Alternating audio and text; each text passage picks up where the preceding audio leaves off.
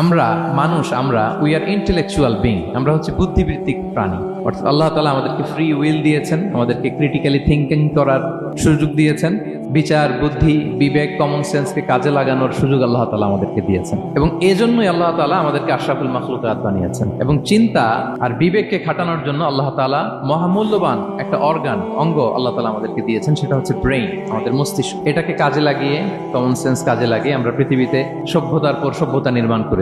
পৃথিবীতে মানুষ ছাড়া অন্য কোনো প্রাণী কি এটা করতে পেরেছে? এবং আপনি শুনলে অবাক হবেন, আমাদের এই যে ছোট্ট ব্রেইনটা, খুব বেশি না কিন্তু ওজন, একটা প্রাপ্তবয়স্ক মানুষের human brain on an average 3 pounds, মানে 1.5 কেজি। এই 1.5 কেজি ওজনের ব্রেইন দিয়ে আমরা পৃথিবীতে এই সভ্যতাগুলো বিনির্মাণ করেছি। আমাদের এই ব্রেইনের মেমোরি ক্যাপাসিটি, মেমোরি স্টোরেজ অনেক বেশি। বিজ্ঞানীরা গবেষণা করে ওনারা জানিয়েছেন যে আমাদের হিউম্যান ব্রেইনের মেমোরি হচ্ছে 2.5 পেটাবাইটস। আপনারা মেগাবাইটের নাম শুনেছেন, গিগাবাইটের নাম শুনেছেন, পেটাবাইট হয়তো অনেকে শুনেন না। পেটাবাইট আরো অনেক বেশি, অনেক বড়। তো 1 পেটাবাইটে হয় 1 মিলিয়ন গিগাবাইট। তার মানে আমার আর আপনার যে হিউম্যান ব্রেইন, এই ব্রেইনের ক্যাপাসিটি হচ্ছে 25 লক্ষ গিগাবাইট। সুবহানাল্লাহ, এত আসতে।